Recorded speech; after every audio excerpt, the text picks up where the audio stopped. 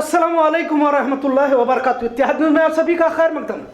इसके आगे आपको हर रोज़ मुस्लिम समाज के खिलाफ कुछ ना कुछ खबर आती रहेगी। वैसे तो हमने पहले भी कहा था कि लिहाजा अब इसमें इजाफा होता जा रहा है। ज़ाहिर है मुल्क में डर खौफ का माहौल बढ़ता जा रहा है। रमज़ान महीना अनकरीब है। मुस्लिम समाज खरीदो फरोख्त सहर इफ्तारी की तैयारी में अभी से मशगूल हो चुका है, तो फिरका परस्त हर रोज़ किसी न किसी साजिश को अंजाम देते रहते हैं। मुल्क में सिवाय हिंदू मुस्लिम के कुछ भी बोलना ही नहीं है। अंधभक्तों को ये भी खुशखबरी सुनाता चलूं कि पेट्रोल के दाम 80 पैसे और बढ़ चुके हैं, तो घरेलू गैस 50 रुपए महंगा हो चुका है। लेकिन इसकी किसी को परवाह नहीं होनी चाहिए, क्योंकि कश्मीर फाइल्स मुफ्त में जो भाजपा की जानिब से दिखाई जा रही है, अब तो मामला आगे बढ़कर स्कूली बच्चों तक पहुंच चुका है। इस साजिश को समझने की कोशिश करें।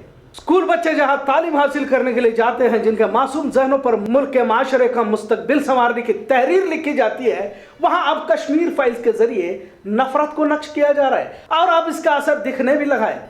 हासिल इत्तला के मुताबिक दिल्ली की सौम्या कहती है, जो ट्वीट के जरिए उन्होंने बताया है कि कश्मीर फाइल्स बनाने वालों को मुबारकबाद, अब नफरत का जहर स्कूली बच्चों तक पहुंच गया है।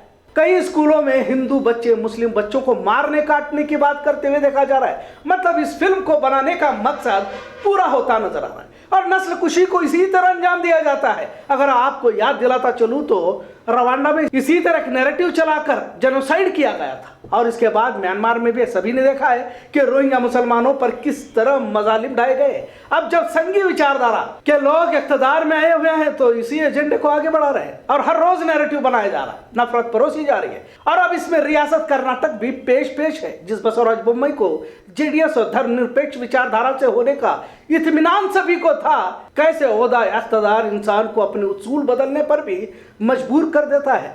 अब तो चारों तरफ यही नफरती माहौल देखा जा रहा है। खैर, जहां संविधान के दायरे में रहते हुए संविधान की हिफाजत के लिए अगर फिरका परस्तों को बेनकाब करने की कोशिश की जाती है, तो पुलिस इंतजामिया के जानिब से दबाव बनाकर धमकाने की कोशिश भी जारी रहती है। लेकिन अब जब स्कूली बच्चों तक मुफ्त फिल्म दिखाकर अपना एजेंडा चला रहे हैं, इनके आगे पीछे यही मुकम्मा घूमता नजर आता रहता है। खैर, कर्नाटक में तो और भी मुस्लिम समाज पर ज्यादती करते हुए देखा जा रहा है। जो गरीब मेलों में खिलौने बेचकर गुजारा करते हैं, अब इनकी रोजी रोटी पर भी पाबंदी लाने की कोशिश की जा रही है और इसे छीनने का ऐलान किया गया है।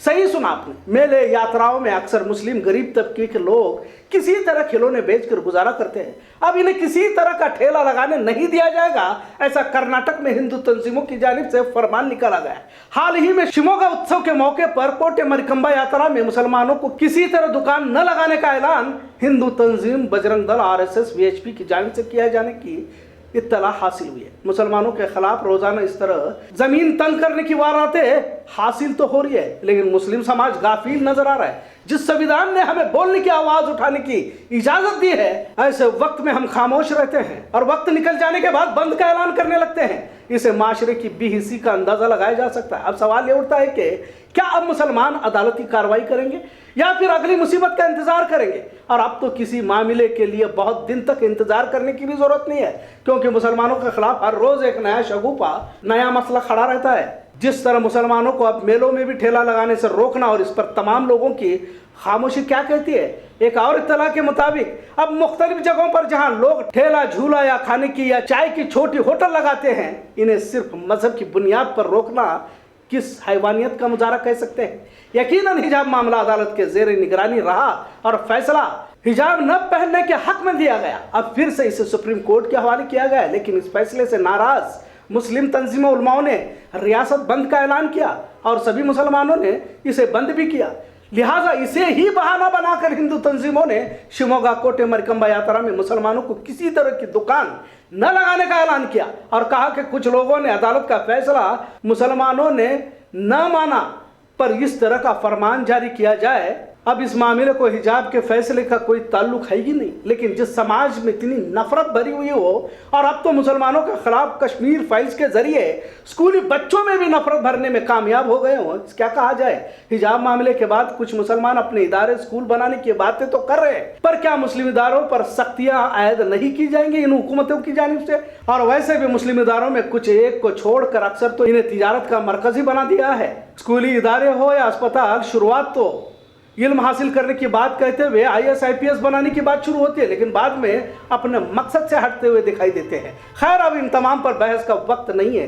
जो भी इदारा तंजीम तालीमी मैदान में इस्लामी तालीमात के साथ शुरू करना चाहता है या शुरू है, इन्हें हम सभी को ताउन करने की जरूरत है। और अगर ऐसे वक्त में भी जिन्हें पैसे कमाने की लालच है, इन पर पूरे माशरे की तरफ से कार्रवाई भी होनी चाहिए। खैर, अब असल मसले की तरफ रुख करते हैं। किस तरह मुसलमानों के गले पर तलवार लटकी हुई है, बस चलाने की जरूरत है, सभी जानते हैं। पर क्या वाकई माशरा कुछ समझने की ज़हनियत में है? आखिर समाज माशरा इतना बेगैरत कैसा हो गया, समझ में नहीं आ रहा। इसे किसी भी चीज की परवाह नहीं है। अभी आपको एक वीडियो दिखाता हूं, आप इसके बाद फैसला करें कि आखिर हमें संगी क्यों न मारे, आखिर हम कहां हैं। आज भी आपसे इख्तलाफात का जहर हमारी रगों में किस इंतहा तक पेवस्त है। पहले वीडियो देखते हैं, फिर आगे की बात करते हैं। तमामी हजरात ये ऐलान समाअत फरमाए कि इस जनाजे मुबारक के अंदर कोई भी वहाबी देवबंदी गुस्ताख रसूल शिरकत ना करे, वरना अगर शिरकत करता है उसकी बेइज्जती का जिम्मेदार वह खुद होगा। ये मुबारक जनाजे शरीफ के अंदर कोई भी वहाबी देवबंदी शिरकत ना करे। अब इसे क्या कहा जाए? अभी भी आप अगर बरेली देवबंदी वहाबी के चक्कर में है तो इसमें तुम्हें सुकून मिल रहा है तो आप अपनी गर्दन जुबागाह में पेश करने के काबिल ही हैं और मरना लाजिम है। और क्यों कर ऐसी कौम पर मुसीबतें नाजिल न होंगी। ये वीडियो किस शहर का है इसके तफसीलात पेश करने की कतई जरूरत नहीं है, लेकिन ये इस कौम की सच्चाई है और यही सिखाया गया है। इसी तरह की नफरत देवबंदी बरेली के नाम से हमारे रगों में भर दिया गया। जितना जहर नफरत आपस में भरा गया है या फिर आपस में लड़ते वक्त लहू जोश मारता है, जब फिरका परस्त सामने आते हैं तो पिछवाड़े को पांव लगाकर भाग जाते हैं। लगे रहो इसी तरह से आपस में एक दूसरे को काफिर कहते अपनी नस्लों की परवरिश करना, क्योंकि तुम्हारी किस्मतों में पनागजीर कैंपों में ही रहना लिखा है। तो क्या कर सकते हैं जहां कश्मीर पंडितों की बात को लेकर इतना नफरत फैलाया जा रहा है। अगर गुजरात मुजफ्फरनगर पनागजीर कैंपों की कैफियत तो देखो, आज भी सैकड़ों खानदान सैकड़ों मुसलमान फसाद के जख्मों से बाहर नहीं आए। याद रखो, आज भी संभलो, इत्तेहाद जिंदगी और इंतशार मौत है। तुम्हारे लाशों पर रोने वाला कोई नहीं होगा अगर आज भी तुम न जागे तो। जहां कश्मीर फाइल्स के नाम पर नफरत परोसी जा रही है और अक्सर तबका नफरत को पसंद भी कर रहा है, वही दूसरी ओर चुनाव जीतने के बाद एक बार फिर महंगाई की तपिश महसूस की जा रही है। 85 पैसे पेट्रोल पर इजाफा और घरेलू गैस पर 50 रुपए बढ़ाए जा चुके हैं, जिस पर बेलगाम में आवाम की जानिब से नाराजगी का इजहार करते हुए देखा जा रहा है। बेलगाम का कन्नड़ मराठी तनाजा वैसे तो पुराना है। जहां कश्मीर फाइल्स की बात हो रही है, महाराष्ट्र की हुकूमत के बुजुर्ग लीडर संजय राउत ने अपने ट्वीट में बेलगाम फाइल्स नाम की फिल्म बनाकर मराठियों पर हो रहे मजालिम की कहानी बताया। ऐसा कहा है। इस ट्वीट के बाद एक नई बहस की शुरुआत हो चुकी है। इस पर कर्नाटक के वजीर आला बसवराज बोम्मई ने नाराजगी का इजहार करते हुए बेलगाम मसला कभी का खत्म हुआ का है। वाज़ह रहे कि बेलगाम फाइल्स नाम का कार्टून भी इन्होंने शेयर किया है, जिसे कन्नड़ अवाम में भी नाराजगी देखी जा रही है। चिक्कोडी करोशी में होली के दिन दो गिरोह आपस में टकराने से तनाव का माहौल देखा गया। होली खेलने वाले दो गिरोह डीजे लगाकर नाच रहे थे, जिसमें कुछ नशे में धुत होने की भी खबर हासिल हुई। आपस में टकराए और बहस हुई। इसके बाद पुलिस ने मामले पर काबू पाया।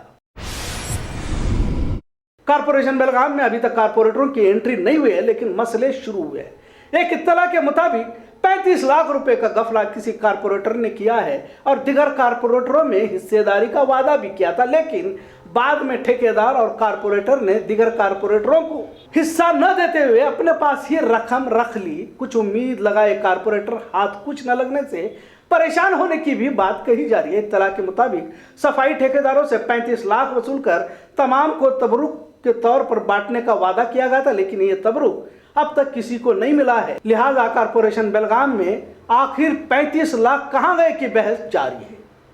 खबरों का सिलसिला यूं ही चलता रहेगा। देखते रहिए इत्तेहाद न्यूज़। शुक्रिया, अल्लाह हाफ़िज़।